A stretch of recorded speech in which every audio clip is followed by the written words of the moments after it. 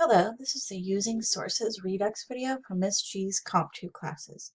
In this video, I'll look at some highlights from the Easy Writer readings that you should have done before watching this video, and you should definitely already have your topic proposal turned in before watching this video. I'll also look at the Using Sources quiz assignment, as well as the 2 sources assignment that's due after class during week 12. Let's get started. So we've already talked about planning a paper in earlier units, as well as doing research and evaluating sources, but we've mostly done readings out of everything's an argument for those topics. So I wanted to assign the readings on those topics out of Easy Writer because of course it's presented in a little bit of a different way, but also I think we'll get more out of this reading because we do already know some about planning a research paper. So I'm just going to go through some of the highlights from these chapters. And so that starts with choosing types of sources. So this section in terms of types of sources starts on page 84, and there's some specific types of sources that I wanted to look at. And the first is primary versus secondary sources, which is something Everything's an Argument does not distinguish between, but it is something that's pretty important when it comes to research. So primary sources deal with first-hand knowledge, while secondary sources report on the research of others. So that's where the names primary and secondary come from. So an example from, say, an English class would be a primary source would be a Shakespeare play, Hamlet. A secondary source would maybe be a journal article about Hamlet. So that's the difference between primary and secondary. But as our book points out on page 85, sometimes a primary and secondary source depends on the topic. So if I'm writing about a film review, that becomes my primary source. So just like we did with essay 1 when we were analyzing the rhetoric, right? That was our primary source because we were writing about it. So I think that's a good distinction to kind of have in mind, especially as we're moving on to other classes. And a lot of times our teachers will ask us to find so many primary or so many secondary sources in our topics. The next thing I wanted to point out on page 87, that there's a checklist for effective search techniques when it comes to databases. So I know you guys are already familiar with using the databases because we've looked at them in prior units. But again, there's some tips there that I think will be very helpful. Oops. There's a note on page 88 about reference works and what those are, and I mostly wanted to point that out because as a reminder, you cannot use reference works on the annotated bibliography assignment. You can use them on your essay if you need to, but the main thing to think about with reference works is that you should move beyond them. Those are informational sources, and just give general information. But in general, for most papers, you want to move beyond those, and sometimes they give us more information about other sources. But yeah, you should not be using them on your annotated bibliography. And then the last thing I want to point out in terms of types of resources is actually something I've added in Blackboard. So let me click over to that. So over here, again in Blackboard, under the Unit 4 section, the last tab here is called Fact Checking and Statistical Resources. And this is just a gathering of, again, fact-based sources. So if you're needing any particular kind of data or want to do some fact checking, there's a lot of resources here for you at that page.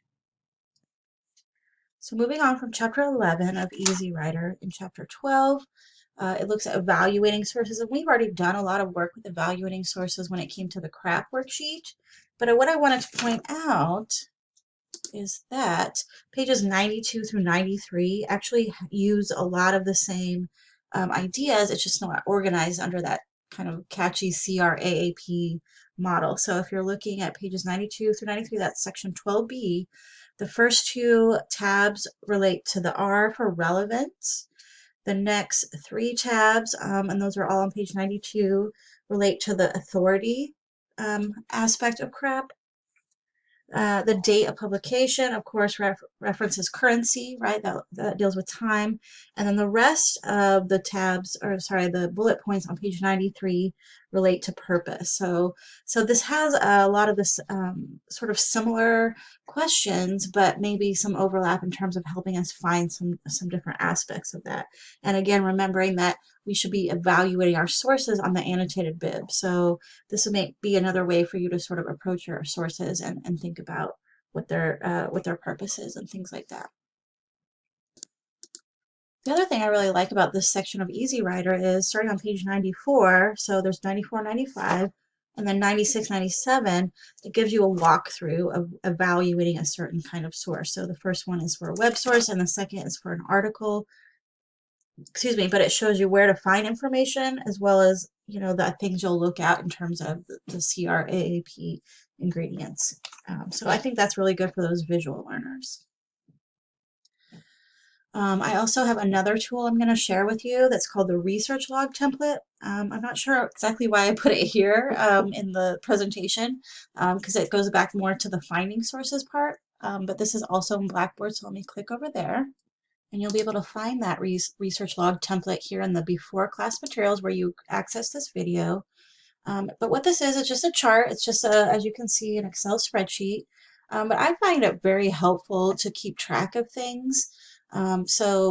So when you have a bunch of sources, then it's really easy to compare their thesis statements when you're thinking about moving on to synthesis. Actually, that's why I'm talking about it now. Because in terms of evaluating sources, we also want to think about the ideas that they present, right? And how they either agree with our thesis or disagree with it or are actually, sort of tangential to it. So I find that sort of summarizing those aspects can help us make those comparisons more easily. But also, if you do some of this source information and start typing those out while you're doing research, some of that can be transferred over to the actual annotated bibliography assignment. So for example, here, this is a source I found, and when I typed it in here, I put it in MLA format. So that is a resource here. I've made this where students can view it and make copies of it because I didn't want anyone to edit my copy of the research log template. But if you would like to make a copy of it for yourself, please feel free to do so, or to create your own template because obviously it's just a Excel spreadsheet. So I think I mentioned this in Unit 2, but this idea that as you're gathering sources, if you start to synthesize them while you're doing your research, that makes the actual writing process a lot easier because you've done a lot of the thinking that goes into making those connections. So something you should do or think about while you're doing research, of course, is analyzing them, thinking about how those theses interact. And I also wanted to point out to some of the challenges that the book mentions on page 99, right? They said they did a study, or someone did a study of first-year college students and found that most students only use sources that were from, or quotes from sources that were only on the first 1 or 2 pages of a source, and sometimes, or often use sources that weren't even relevant to their point. So it's just sort of like, well, this has one of my keywords. So of course, the more you, the more current, the more relevant sources that you use to your topic, of course, the better and more effective your argument will be. So just some things to think about, in terms of digging deeper. And the last thing I wanted to look at from this section of Easy Writer is section 12G, which looks at the idea of annotated bibliographies. So just a little more detailed than what I have given you on the annotated bibliography assignment sheet, but I also wanted to point out that there is a model, and you would explicitly be following the model on page 106, the evaluative annotated bibliography entry. Because remember, we're not only summarizing our sources, but evaluating them in terms of how they will interact with our own thesis. So even if you use the same source as someone else, if your topics are different, you're going to be using them in different ways. And so your annotated bibliography should reflect that difference. So the rest of the reading that I gave you has to do with using the sources in our paper, right? Integrating them, summarizing, paraphrasing, and some of this is review, but again, I think it's really helpful to read something written differently than what we already know, and so we can maybe catch something different. And there's some new information in there as well. So next I want to look ahead at some of the assignments that are coming up. So your next step after watching this video and doing these readings is to take the Using Sources quiz. Excuse me. Now this quiz is going to cover every reading that we've done over Using Sources. So the readings from units 2, 3, and 4. That includes readings from Everything's an Argument, readings from Easy Writer and the annoying ways people use sources reading. So just make sure that you've got that, all in mind. You can use the books, but you only have an hour to take it, so you want to make sure that you got most of that stuff fresh in your mind. So basically what we're doing in class this week, or thinking about in class this week, is not only the idea of using sources, right? We're just continuing working on those. We've been doing that all semester. In class this week, we're going to start final portfolios, and that's sort of a self-contained lesson. But there is going to be a quiz on reading that talks about portfolios after class this week. So we'll talk about portfolios in class. You'll do a short reading after class and then take a quiz after class. The two sources assignment that's due after class is sort of directly related to what we talked about in this video in terms of finding sources, and I'll look at that here in a minute.